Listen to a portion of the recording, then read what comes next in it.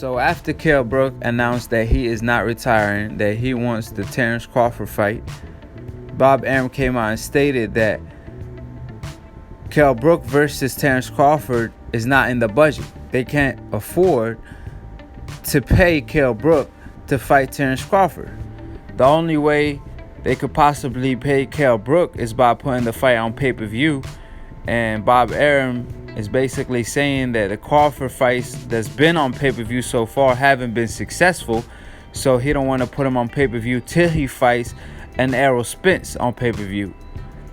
Which is funny because you got this whole ESPN engine and you can't sell a Kell Brook versus Crawford fight to us, or you can't push for that fight.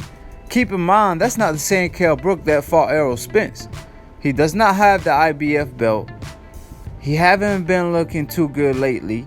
So he's not going to ask for $10 million to fight Terence Crawford. And you got the #1 pound-for-pound fighter in your stable. And you ain't going to invest in Terence Crawford to fight names that the public know for his own legacy and for his own sake when he fight Errol Spence. Because right now they admitting that Errol Spence is clearly the A side. I mean, Errol Spence finna fight Sean Porter on pay-per-view, I believe. He just fought Mikey Garcia on pay-per-view. He got another fight that he could fight on pay-per-view versus Keith Thurman and make a whole lot of money. So you already admitting that Errol Spence is the A side starting from today, not even when Errol Spence does beat a Sean Porter or Keith Thurman. No, we talking about from today, because we already knew that in a way, because Errol Spence did 400,000 pay-per-view buys versus a Mikey Garcia, and Terence Crawford versus Amir Khan did have that. So we know Errol Spence is the A side because he's the biggest star, but Bob Arum just basically admitting it at this point. And that's why I told y'all from the jump that Terence Crawford made a huge mistake by re-signing with Top Rank. Everything that I be telling y'all be coming to fruition. And this is another example. Like I said before, if Floyd Mayweather left Bob Arum, Oscar De La Hoya, another example, left Bob Arum. Manny Pacquiao, he left Bob Arum, and that's his boy. That's the guy that Bob Arum claims that he got so much love for and didn't want to give Terence Crawford that fight because he don't want him to beat up on Manny Pacquiao. So instead of promoting Terence Crawford the way he should have, by doing everything he could have to give him the Pacquiao fight, because he got the #1 pound-for-pound fighter in his stable, he decided to let Pacquiao go. But peep this, he gave Lomachenko the Pacquiao fight. He offered him the Pacquiao fight. Lomachenko turned that shit down. He ducked Pacquiao. But he did not do whatever it takes to give Terence Crawford a fight with Pacquiao. And Pacquiao stated, they didn't pay me no money. You know, and he asked, I believe, for $20 million guaranteed. You should have been giving him that for a Terence Crawford fight, especially when you know it will pay off over the long run. Floyd Mayweather became a pay-per-view star after defeating Oscar De La Hoya, which was a household name. Manny Pacquiao did the same thing. So if Terence Crawford was finna be a pay-per-view star, Bob Arum should have had known that he got to go through Pacquiao. So he should have made that fight no matter what. But that's exactly what I'm talking about.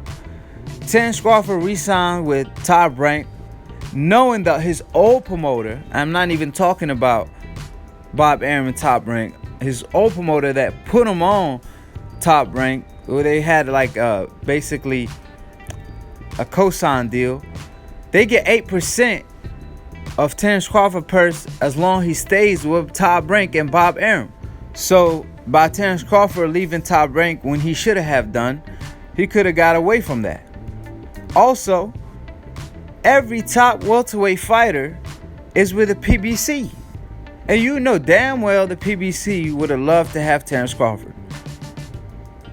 But he chose to stick with Top Rank and Bob Arum because of this so-called ESPN engine that is not willing to invest in Terence Crawford. Keep in mind, it is not Lomachenko that's pulling in the biggest numbers on ESPN as far as boxing goes in any network. It's Terence Crawford versus Benavidez that did it, thanks to Terence Crawford. Not Lomachenko, who they investing in. Not any other fighter, such as Tyson Fury, where he fought someone that's ranked number 63, a fighter that will do nothing for his legacy, maybe even ruin his legacy if anything. And Terence Crawford chose to re-sign with Top Rank, and I guess they want him to go through that route. I mean, he's the number one pound-for-pound fighter in the world. Like I said, that's an easy way to promote Terence Crawford. And he also a fighter that you don't have to worry about him losing. He always dominates his opponents. The only fighter that, when he does fight, that's finna be a 50-50 fight is a Errol Spence fight. So they don't want to invest in Terence Crawford. And like I said before, that proves my point. Terence Crawford made a huge mistake by sticking with Top Rank and being loyal to someone that you see that promote Lomachenko as number one pound for pound and not you. Bob Arum keeps stating every time he talking about Terence Crawford for his build-up with Amir Khan fight, the whole time in that build-up, he kept bringing up Lomachenko. I don't know how Lomachenko got in the mix. It's not like Lomachenko is finna fight Terence Crawford. Matter of fact, Lomachenko himself already stated Terence Crawford is pound for pound number one, and his team stated that they will never fight Terence Crawford. So why Bob Arum keep bringing up Lomachenko? But he keeps saying Lomachenko is a fighter he never seen before, but Terence Crawford is a fighter he's seen before. And like I always say, I mean, yeah, if you're talking about skin color, I co-sign that. I mean, we never seen a fighter like Lomachenko that's white that could do the things he do. I mean, Golovkin couldn't do that. Kovalev can't do that. So yeah, I agree. But if you're talking about any fighter, you telling me you never seen a Floyd Mayweather, a Roy Jones, Sugar Ray Leonard, and the list goes on and on of fighters that would never lose to a fighter like Salido and duck a fighter like Manny Pacquiao that's 40 years old, like Lomachenko did, and doesn't want to give Salido a rematch. A grandpa Salido, matter of fact. Talking about he passed Salido.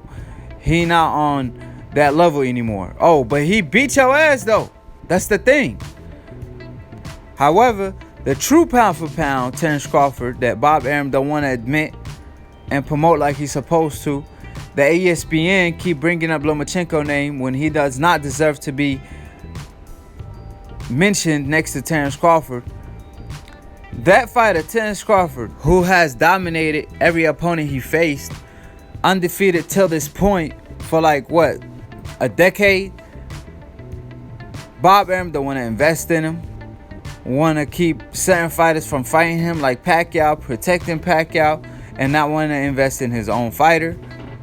And now stating that Terence Crawford cannot carry a pay-per-view and he gotta wait till he fight Errol Spence. So now you're giving Errol Spence all the leverage. That's all I'm saying. So hopefully Terence Crawford take notice, and when he does get a chance of getting out of his contract, he must take it. And when Bomac said that, you know, Errol Spence is living from paycheck to paycheck, you know, we know he was just joking and promoting the fight. But look at Errol Spence now. I mean, he probably finna make up to $10 million fighting Sean Porter. And who knows how much money he made off fighting Mikey Garcia. I know he at least made $8 to $9 million. So who is living from a paycheck to a paycheck? Plus, he don't gotta cut his promoter a huge cut of his purse. So Terence Crawford must take notes and not make the same mistake twice, because he really should have made the right decision from the jump.